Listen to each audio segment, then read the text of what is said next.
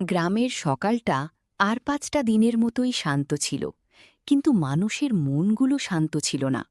ঘাটে বসে থাকা অহংকারী রহিমা বুঝতেই পারেনি বয়সের ভারে নিউব্জ এই ফুলমণি বুড়ির চোখের দৃষ্টি কতটা প্রখর। বুড়িকে সে অলক্ষণে বলে গালি দিল, অথচ বুড়ি তখন আকাশে অন্য কিছুর আভাস পাচ্ছিল। গ্রামের মোড়ল বাবু, ক্ষমতা আর টাকার অহংকারে যার পা মাটিতে পড়ত না। ফুলমণি বুড়ি যখন তাকে আসন্ন ভয়ানক বন্যার কথা বলতে গেল, মোড়ল তা হেসেই উড়িয়ে দিলেন। তার তো পাকা বাড়ি, বন্যার সাধ্য কি তার ইটের দেওয়ালে আঁচড় কাটে?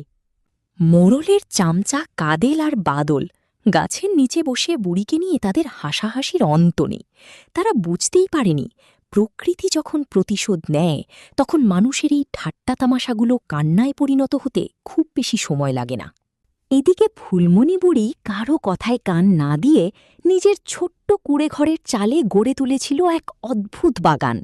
লাউ, কুমড়ো, পুঁইশাক।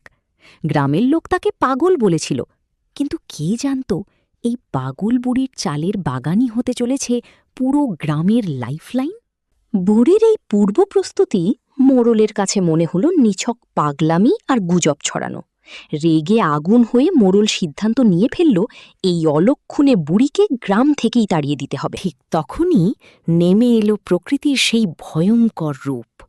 এমন প্রলয়ঙ্করী ঝড় বৃষ্টি গ্রামবাসী আগে কখনো দেখেনি। যে রহিমা সকালে বুড়িকে তাড়িয়ে দিয়েছিল, আজ সেই জীবন বাঁচাতে এসে কড়া নাড়ল ফুলমণি বুড়িরই দরজায়।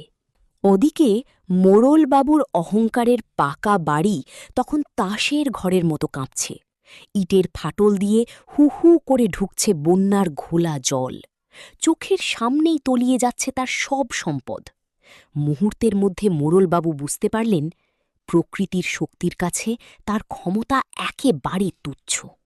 অন্ধকার, চারদিকে শুধু থই থই জল আর মৃত্যুর হাতছানি। কাদেল, বাদল আর স্বয়ং মোড়লবাবু গাছের গুড়ি ধরে কোনো মতে ভেসে আছেন। তখনই দূরে একটা আলো চোখে পড়ল তাদের, আর সেই আশার আলোটা আসছিল, হ্যাঁ, সেই ফুলমণি বুড়ির উঁচু কুটির থেকেই। বুড়ির ছোট্ট ঘরটা যেন আজ পুরো গ্রামের একমাত্র নিরাপদ আশ্রয়।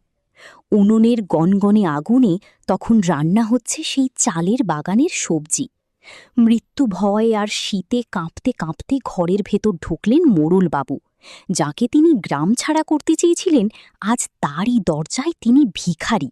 কাদেল আর বাদল যখন মেঝেতে বসে বুড়ির দেওয়া সেই সাধারণ লাউ কুমড়োর ভাত মুখে তুলল, তাদের চোখ দিয়ে অঝরে জল পড়তে লাগল।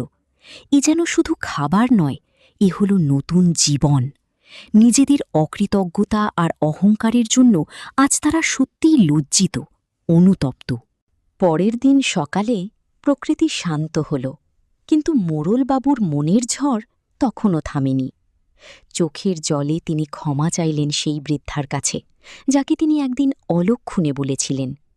ফুলমণি বুড়ি প্রমাণ করে দিল বিপদ কখনো বলে আসে না, আর অহংকার দিয়ে কখনো প্রকৃতিকে জয় করা যায় না।